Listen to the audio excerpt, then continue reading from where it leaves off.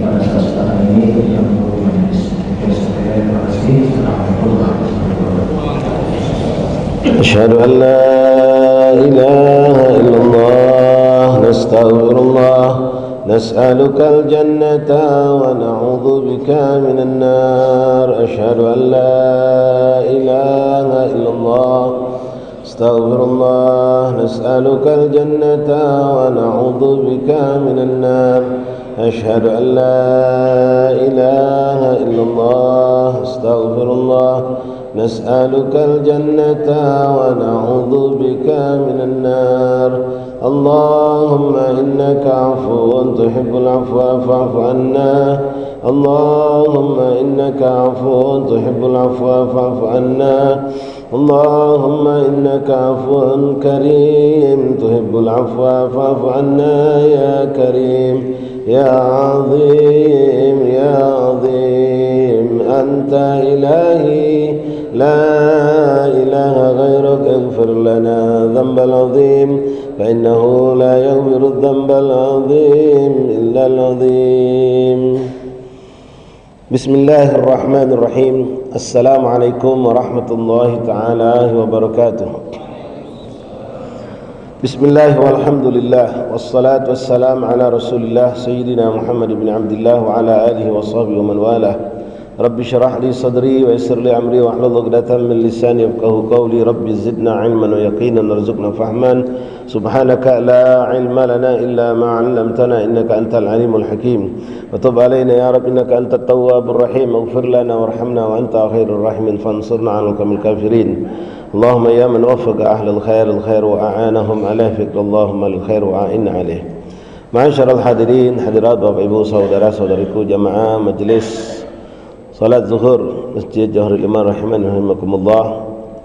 Alhamdulillah, kembali kita dimuliakan Allah Subhanahu wa taala. Sejenak kita memperpanjang itikaf kita di siang hari ini. Mudah-mudahan Allah tambahkan keberkahan, terlebih itikaf kita isi dengan majelis ta'lim. Melanjutkan pembahasan kita kemarin ikhwan, kita sampai kepada pembahasan di halaman 5 nomor urut soal jawab yang ke-17. Nah, ini penting. Rukun daripada puasa itu cuma dua, Pak. Satu niat, kedua menahan diri dari apa yang membatalkan puasa. Nah, kita bahas sekarang apa saja yang membatalkan puasa itu.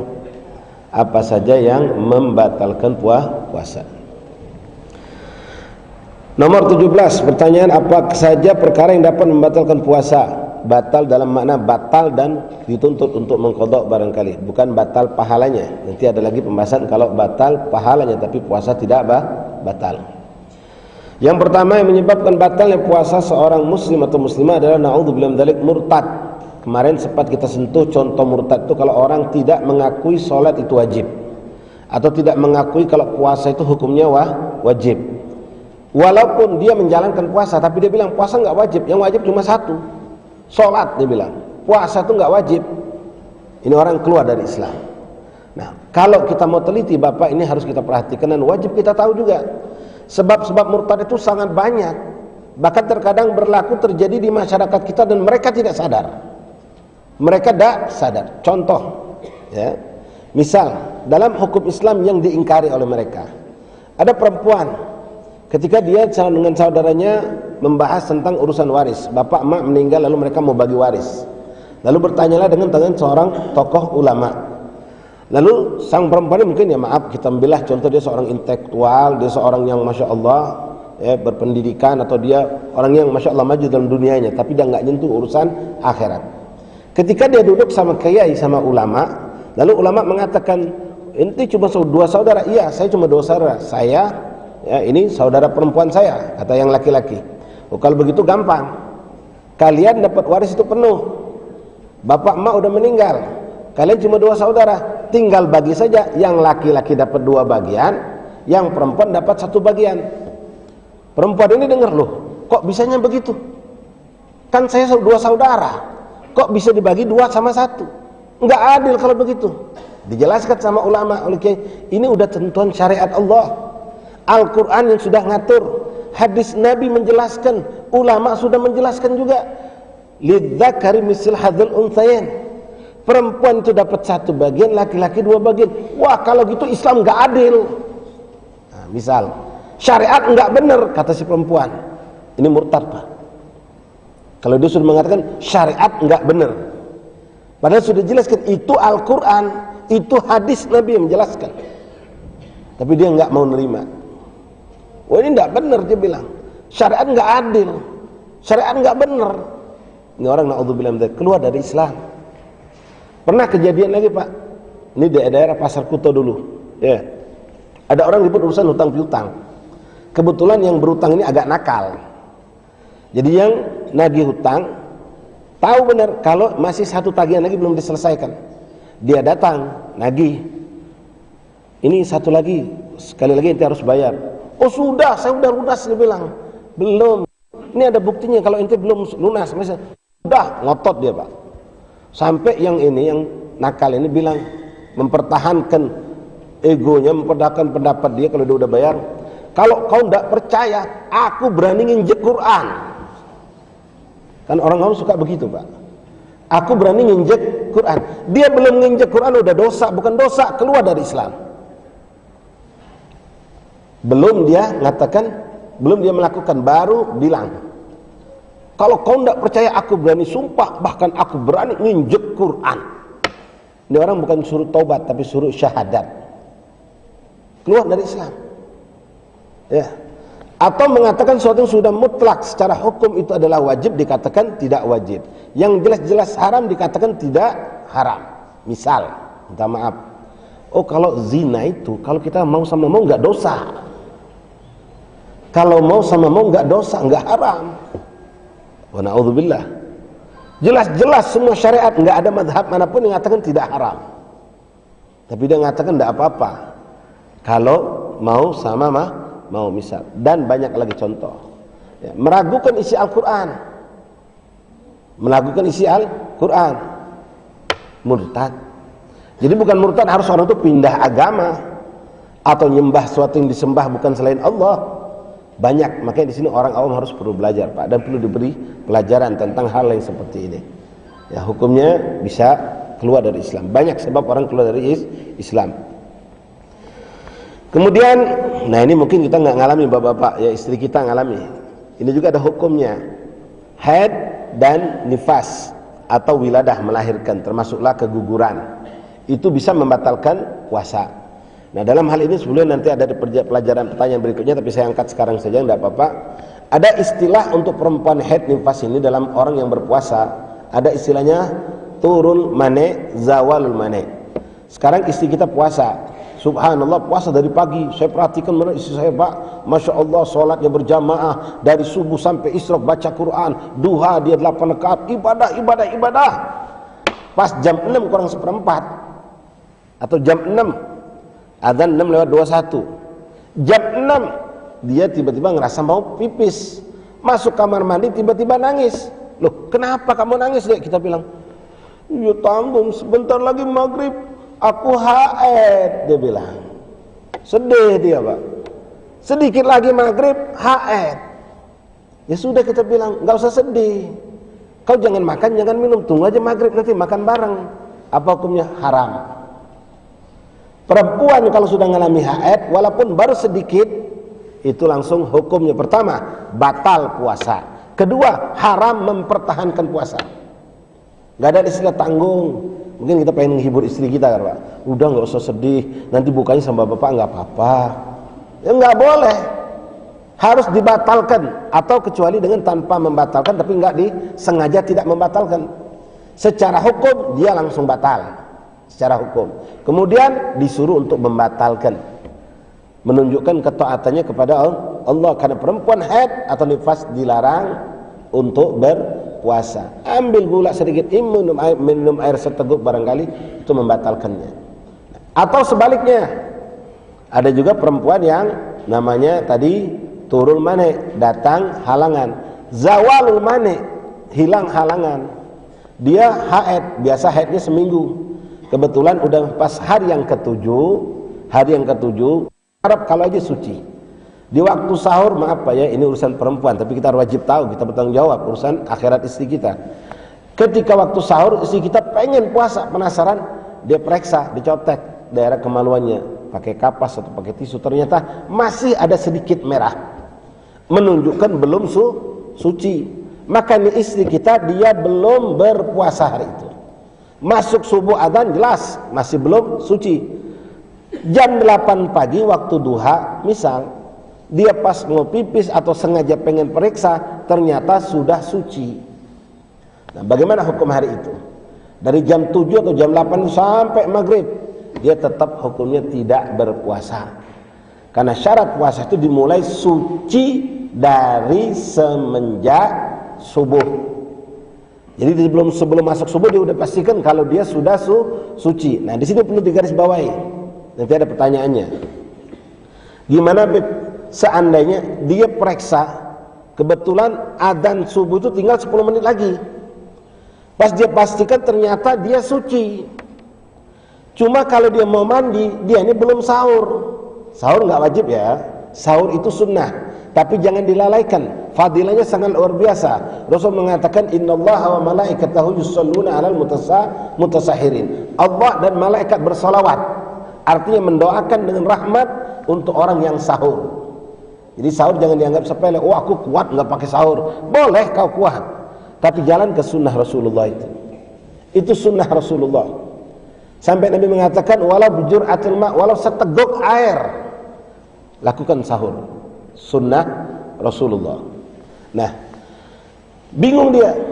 Kalau dia mandi ngejar waktu 10 menit, dia nggak bisa sahur.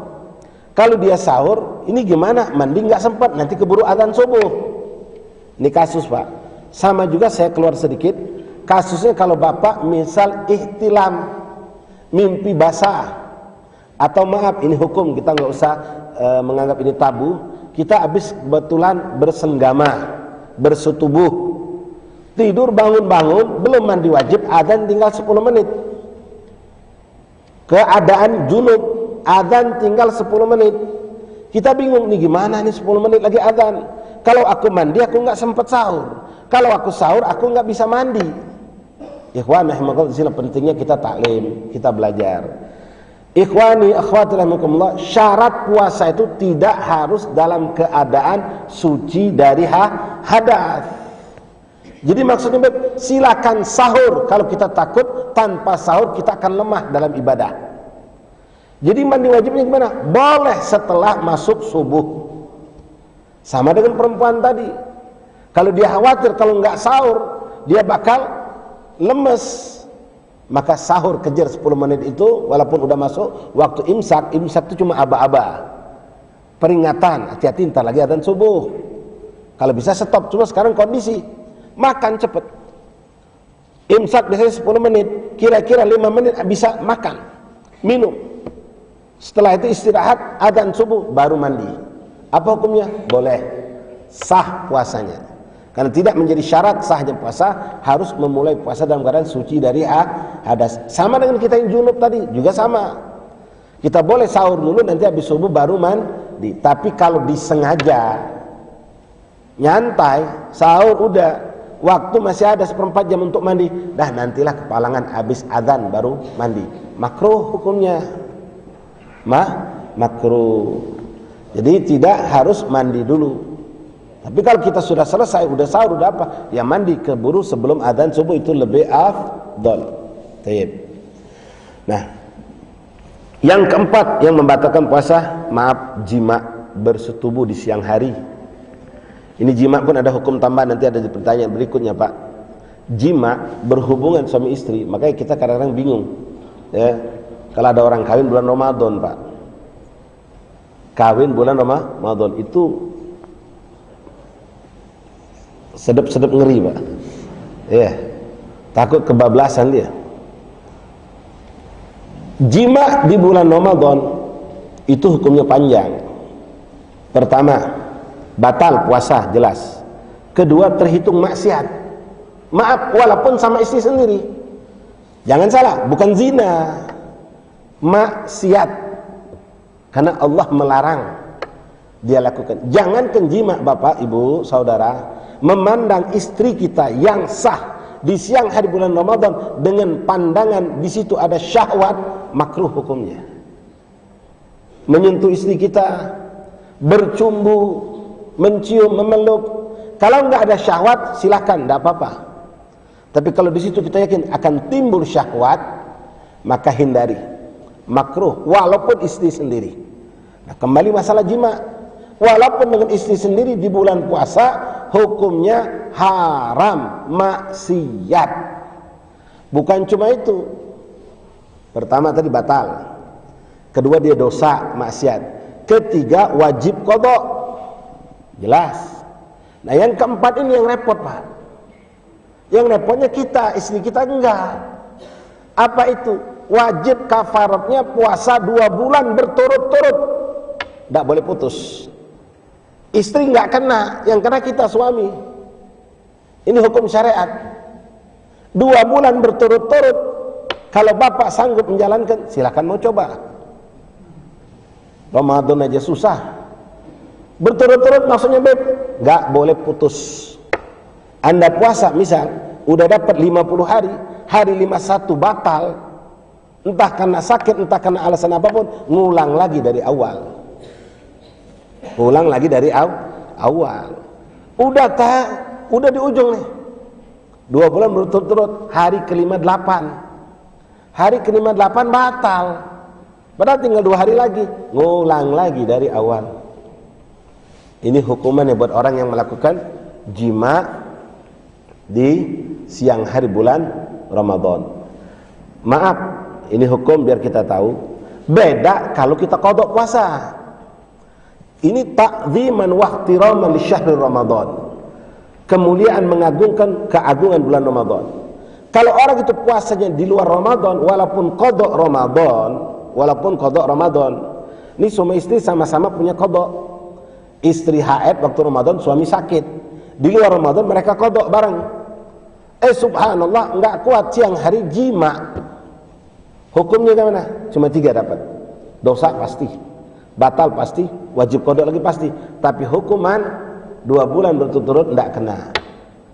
Hukuman 2 bulan berturut-turut enggak kena. Jadi di sini ada pengagungan pemuliaan bulan Ramadan yang jangan dianggap sepele. Kemudian di situ kita tambahkan juga bercumbu. Bercumbu itu hati-hati, makruh. Tapi kalau maaf sampai keluar mani, batal. Puasanya batal. Maka perbuatan kita jadi dosa. Karena menyebabkan kita seakan-akan menentang Allah, membatalkan puasa. Jadi sekali lagi saya sampaikan, memandang walaupun istri sendiri yang halal, dengan di situ ada syahwat, hukumnya makruh. Sebagian ulama mengatakan kalau memang syahwat itu akan memang timbul, maaf seperti pengantin baru, akan mendorong dia sampai akan melakukan tindakan bersetubuh jima, maka haram hukumnya. Pencegahan itu lebih afdal daripada pengobatan. Kemudian yang kelima yang membatalkan puasa, masuknya suatu kerongga dalam tubuh melalui lubang-lubang yang terbuka di tubuh manusia seperti mulut, hidung, telinga, kemaluan dan lain-lain yang disengaja, termasuk urat-urat besar. Kalau sesuatu masuk, Pak, kerongga dalam tubuh melalui lubang yang terbuka, lubang ini banyak di tubuh kita, pori-pori juga lubang, tapi itu nggak dianggap terbuka. Yang terbuka mulut, hidung, telinga, maaf kemaluan belakang, kalau perempuan kemaluan depan. Itu tidak boleh ada sesuatu yang masuk, kecuali masuknya nggak sengaja. Ya, termasuk kalau kita makan minum dalam keadaan lupa. Makan minum dalam keadaan lupa nggak apa-apa. Itu rezeki min Allah, pemberian dari Allah. Situ disebutkan dalam hadis. Rasul mengatakan, qala Rasulullah SAW, man nasiya wa huwa shaimun fa akala aw syariba falyutimma shaumahu fa innama at'amahu Allah wa saqahu. Rawahu Imam Bukhari wal Muslim. Siapa yang lupa di saat dia berpuasa, dia makan atau minum, maka sempurnakan puasanya, enggak batal. Nah, sekarang jadi masalah kalau kita ngeliat ada orang lupa, mau diapakan ini? Ya, kita lagi di tengah rumah, anak kita, keponakan kita lagi puasa. Toto masuk dapur, nyantai, ngambil piring, ngambil centong, buka rice cooker. Ini mau ditegur, didiamkan apa? Gimana? Ulama mengatakan, lihat sosok orang tersebut. Kalau ini orang memang orang yang soleh, orang yang baik, anak kita atau keponakan bukan anak-anak yang cengkal, biarkan dia makan, biarkan dia minum, biarkan dia menikmati rezeki dari Allah. Udah selesai, udah minum baru bilang, kau nggak puasa. Jangan lagi makan baru bilangin, jangan. Makan belum minum dibilangin, kesian. Tapi kalau kita lihat ini orangnya, puasa itu berat buat dia, syariat itu memberatkan buat dia, maka jangankan buka restoran, masuk dapur, baru masuk dapur langsung ngapain, langsung dicegah. Itu sikap kita. Nah sekarang kalau kita yang mengalami lupa, kadang orang sampai 2-3 kali lupa. Kalau Ramadan memang agak jarang, sunnah yang itu sering lupa. Nah kemarin ada salah satu rekan kita bertanya, ini ada muskilah ini, tapi alhamdulillah kita sudah sampaikan dengan teman kita yang dekat dengan pemerintahan kita, mudah-mudahan bisa disosialisasikan masalah waktu sholat, Pak. Kita punya jadwal sholat, mungkin yang dikeluarkan oleh Depak itu sama semua, tapi yang jadi masalah jam dinding masjid kita beda-beda. Kita di rumah saja, di rumah punya 5 jam dinding, boleh jadi beda-beda, apalagi masjid musola. Makanya di sini kita mungkin butuh di sini dari pemerintah turun tangan, ya, entah bagian agamanya atau apalah, menertibkan ini. Karena kemarin kejadian ada satu masjid adzan itu jam 18.21, dia 18.18 udah adzan, dia berpatokan dengan radio. Begitu radio itu Shadaqallahul Azim, ini muadzin ceroboh, padahal biasanya habis itu ada iklan baru adzan. Dia langsung ngambil mic adzan, Allahu Akbar Allah. Jadi jiron tetangga pada buka, karena berpatokan toa masjid.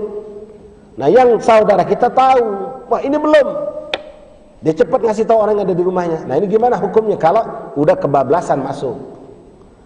Kalau memang udah kebablasan, udah minum air, tahu belum adzan, sama seperti orang lupa hukumnya. Tapi jangan diteruskan, udah tanggung dah, jangan. Kalau itu sudah di mulut, wajib dikeluarkan.